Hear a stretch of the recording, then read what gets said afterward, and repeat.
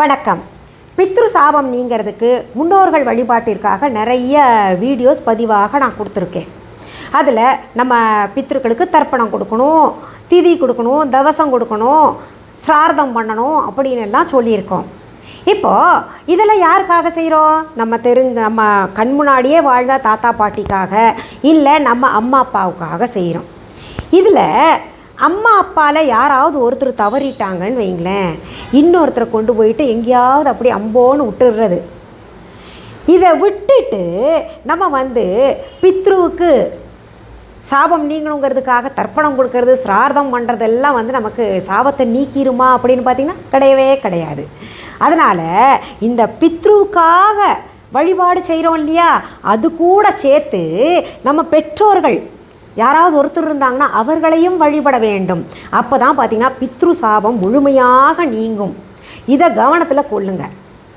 நீங்கள் பித்ருக்களுக்கு தர்ப்பணம் கொடுக்கலன்னா கூட பரவாயில்ல, அதை விட காட்டிலும் நம்ம உயிரோடு இருக்கக்கூடிய தாய் அல்லது தகப்பன், இல்லை அதை காட்டிலும் இன்னொன்று சொல்கிறேங்க, நம்ம நல்லா இருந்துக்கிட்டு நம்ம சகோதர சகோதரிகள் மகிழ்ச்சியாக இல்லைன்னு வைங்களேன், அவர்களுக்கும் நம்ம கடமைகள் என்னென்ன இருக்கோ அது செஞ்சோன்னா, இப்போ கஷ்டப்பட்டுக்கிட்டு இருக்காங்கன்னா அவங்களுக்கு இந்த அம்மா நம்ம யாருக்கெல்லாம் கொண்டு போய் தேடி கொடுக்கணும், நம்ம சாபம் நீங்கணுங்கிறதுக்காக என்ன பண்ணுறோம், கொண்டு போயிட்டு இந்த அனாதாசிரமத்தில் கொடுக்குறான், அதெல்லாம் கொடுக்கணும். நன்கொடையாக வேறு எங்கேயாவது இல்லை உண்டியலில் போடுறேன் அப்படின்லாம் நினைக்கிறீங்கள. ஆனால் நம்ம கண்ணுக்கு முன்னாடி சகோதரி ஒரு வேளை சாப்பிட்டுக்கிட்டு இருப்பா, இல்லை சகோதரன் ஒரு வேளை சாப்பிட்டுக்கிட்டு இருப்பாங்க. அவங்களுக்கெல்லாம் நம்ம செய்கிறது இருக்கு இல்லையா, அது பித்ரு கடமையை காட்டிலும் மிக உயர்ந்த கடமையாக கருதப்படுது. அதனால் நீங்கள் என்ன பண்ணுங்கள், பித்ரு தோஷம் நீங்குவதற்கு முன்னோர்களுக்காக நீங்கள் படையல் பண்ணுங்க, தர்ப்பணம் கொடுங்க, திதி கொடுங்க, தவசம் கொடுங்க, சிரார்த்தம் பண்ணுங்க.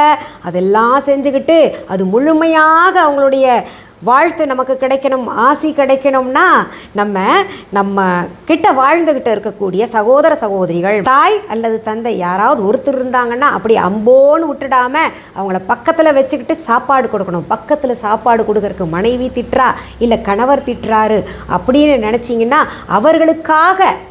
அவர்கள் எங்கே மகிழ்ச்சியாக இருப்பாங்களோ அவர்களுக்காக ஒரு இடம் தேர்ந்தெடுத்து அதில் சாப்பாடு கொடுக்கறதுக்கு என்னென்ன ஏற்பாடு பண்ண முடியுமோ அதையெல்லாம் செய்யணும். இன்னொன்று சொல்கிறேன், திட்ட வேண்டாம் யாரும். அவங்க எங்கே போவாங்க சொல்லுங்கள்? இந்த வயிறு எரிஞ்சதுன்னா நல்லா இருக்க முடியாது.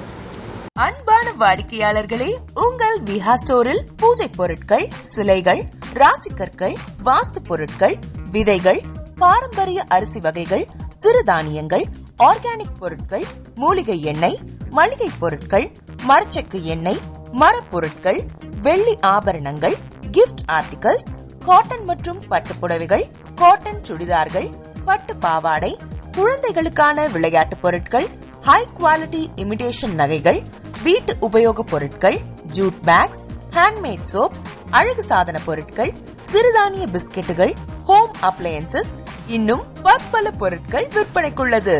விஹா ப்ராடக்ட்களை நீங்கள் வாங்க விரும்பினால் அது எங்களுடைய viha.online வெப்சைட் மற்றும் சென்னை ராஜா அண்ணாமலைபுரத்தில் உள்ள எங்கள் விஹா ஸ்டோரில் மட்டுமே கிடைக்கும் என்பதை தெரிவித்துக் கொள்கிறோம். வேறு எந்த ஆன்லைன் வெப்சைட்களிலும் விஹா ப்ராடக்ட்கள் விற்பனைக்கு கிடையாது என்பதை நீங்கள் கவனத்தில் கொள்ள வேண்டும்.